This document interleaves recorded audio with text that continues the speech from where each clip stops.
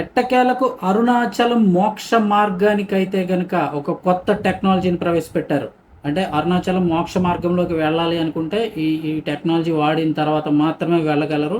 Technology అంటే పెద్ద technology ఏం కాదు కానీ ఒక కొత్త విధానాన్ని అయితే ప్రవేశపెట్టారు.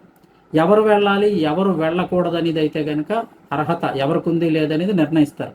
ఆ అర్హత ఎవరు నిర్ణయిస్తారు? ఎవరు వెళ్ళాలి, ఎవరు వెళ్ళకూడదని ఎవరు నిర్ణయిస్తారంటే మనకు మనమే నిర్ణయించుకోవచ్చు. దానికి సంబంధించిన ఏర్పాటు అయితే చేశారు. ఎవరు ఆ మోక్ష మార్గం నుంచి బయటికి వెళ్ళాలి, ఎవరు వెళ్ళకూడదు అనేది మనకు మనమే నిర్ణయించుకోవచ్చు. ఏ పర్సన్కి ఆ పర్సనే నిర్ణయించుకుని అందులో వెళ్ళగలరా లేదా అని ఆ మార్గంలోకి వెళ్ళక ముందే డిసైడ్ చేసుకోవచ్చు. అది ఏంటి, ఆ కొత్త టెక్నాలజీ ఏంటి ఒకసారి చూడండి, ఇప్పుడు చూపిస్తాను. అలాగే తర్వాత అసలు ఆ నిర్మాణం నిజంగా మోక్ష మార్గమా కాదా అనేది కూడా ఒకసారి తెలుసుకుందాం. టెక్నాలజీ అంటే ప్రత్యేకంగా టెక్నాలజీ అని ఏం కాదు కానీ ఇక్కడ ఒక లోపలికి వెళ్ళడానికి ఆ మార్గం ఏదైతే ఉందో మోక్ష మార్గం నార్మల్గా ఇప్పుడు ఫ్రీగా ఉండేది చుట్టుపక్కలంతా కూడా ఎటువంటి బార్కెడ్లు ఉండేవి కాదు. లోపలికి వెళ్ళిపోయి అటు నుంచి బయటకు అయితే వచ్చేవారు. ఇప్పుడు ఏం చేశారు అంటే కనుక ఇక్కడ ఒకసారి చూడండి, ఇక్కడ బార్కెడ్లు కట్టేశారు. ఇక్కడ మీకు కనిపిస్తుంది కదా, ఇక్కడ చిన్న ద్వారం పెట్టారు, చిన్న గేట్ లాగా. ఇందులోంచి ఎవరైతే లోపలికి వెళ్ళగలరో ఈ ఈ యొక్క ఆ గ్యాప్లోంచి ఎవరైతే లోపలికి వెళ్ళగలరో పెద్ద లావుపాటి పర్సన్ అయితే కనుక వెళ్ళలేకపోతున్నారు కదా, అలా ఎవరు పడితే వాళ్ళు ఆ మార్గంలోకి వెళ్ళిపోకుండా ముందుగా ఈ గేటు దాటి లోపలికి వెళ్ళగలిగిన వారు మాత్రమే ఆ యొక్క ఇరుకైన దారిలోంచి వెళ్ళి బయటికి రావాలని చెప్పేసి పెట్టారు. సో ఇక్కడి నుంచే వెళ్ళలేని వాళ్ళు అక్కడ లోపలికి వెళ్ళిపోయి ఇరుక్కుపోతారు. చూస్తున్నారు కదా, అప్పటితో పొట్ట ఉంది ఆయనకి, అలాగే పెద్దగా పర్సనాలిటీ ఎక్కువ ఉన్నారు. సో అలాంటి ఆయన ఇప్పుడు ఇందులో నుంచి వెళ్ళలేకపోతే ఆ ఇరుకు మార్గంలోంచి వచ్చి మళ్ళీ వెళ్ళలేరు. సో అలా ఇరుక్కుపోయి చాలా మంది చనిపోతున్నారు. సో ఈ మార్గంలోంచి వెళ్ళి లోపలికి వెళ్ళగలిగారు అంటే కనుక ఆటోమేటిక్గా ఆ ఇరుకైన ద్వారంలోంచి అయితే కనుక రావడానికి అవకాశం ఉంటుంది. సో ఇప్పుడు ఈ కొత్త విధానాన్ని అయితే ప్రవేశపెట్టారు. ఎవరైతే ఆ ఇరుకు ద్వారం నుంచి వెళ్ళగలరో ఈ గేట్ దాటి ఆటోమేటిక్గా అందులోంచి అయితే ఫ్రీగానే వచ్చేస్తారు. కదా, ఈ విధంగా ఆ బార్కెడ్ లోపల నుంచి వెళ్ళగలిగిన వారు మాత్రమే ఆ మార్గంలోంచి అయితే మళ్ళీ తిరిగి బయటికి రాగలరు. నిజానికి ఇప్పుడు సోషల్ మీడియాలో దాని గురించి చాలా తీవ్రంగా వైరల్ అవుతున్న పోస్టులు అయితే కనుక ఒకసారి తెలుసుకుందాం. అంటే నాకు పూర్తిగా దాని గురించి అది నిజంగా మోక్ష మార్గమా లేదా నాకంత ఐడియా లేదు, కానీ ప్రస్తుతం సోషల్ మీడియాలో వైరల్ అవుతున్న ఒక చాలా పోస్టులు వైరల్ అవుతున్నాయి. అది ఒకసారి అయితే తెలుసుకుందాము. నిజానికి అది గుడి కాదు, అక్కడ దేవుడి విగ్రహం ఏమీ లేదు. 1964 వరకు దాని ప్రస్తావనకు సంబంధించి ఎటువంటి తమిళ గ్రంథాల్లో కూడా లేదని చెప్తున్నారు. ఒక వ్యక్తి 2 రాళ్ల మధ్య ఒక నిర్మాణం చేసి ప్రచారం చేసుకున్నాడు. అది నిజానికి 1969లో ఆ మార్గానికి అంటే ఆ యొక్క ప్లేస్కి అయితే గుర్తింపు వచ్చింది. అది సహసిద్ధంగా ఉన్న రాళ్ల మధ్య పైన కొంచెం నిర్మాణం ఏర్పాటు చేశారు. అది 1969 తర్వాత మాత్రమే దానికి గుర్తింపు వచ్చింది. అంటే తప్ప ఏ గ్రంథాల్లో లేదు అది మోక్ష మార్గం అని చెప్పేసి.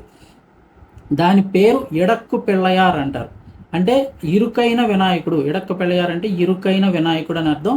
అక్కడ ఒక పాదముద్ర మాత్రమే ఉంటుంది, అంతకు మించి ఏమీ ఉండదు. అయితే నిజానికి 2004 తర్వాత నుంచి దానికి మోక్ష మార్గం అన్న పేరు వచ్చింది.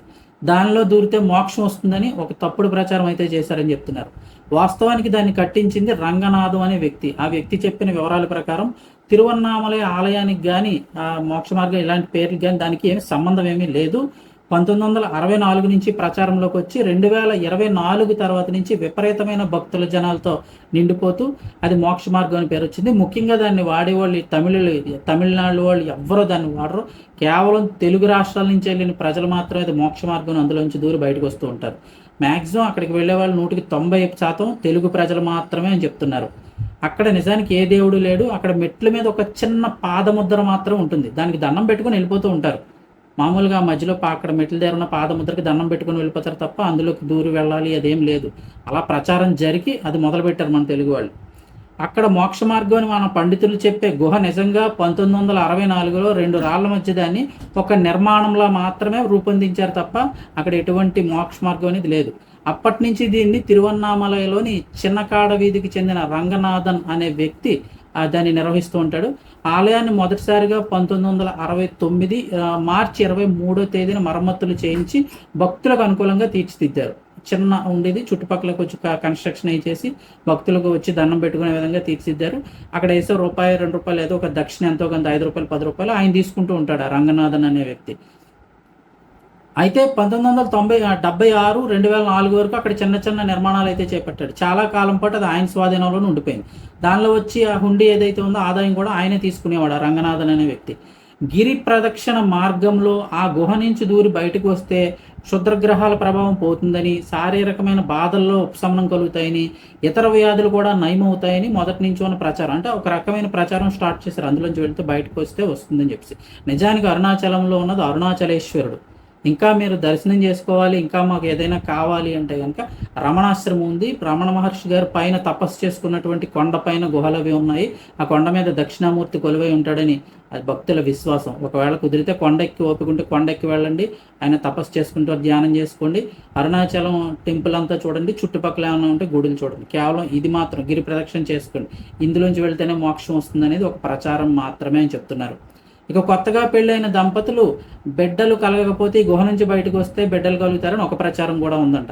అంతే తప్ప ఏ తమిళ గ్రంథంలో కానీ, ఏ తమిళ పండితులు మాటల్లో కానీ ఎక్కడా కూడా గతంలో కానీ ఇది మోక్ష మార్గం అని, ఆ మోక్ష మార్గం నుంచి వస్తే మోక్షం సిద్ధిస్తుందని ఎటువంటి మాట ఎక్కడా లేదని చెప్తున్నారు. ఆ ప్రస్తావన కూడా ఎక్కడా లేదు.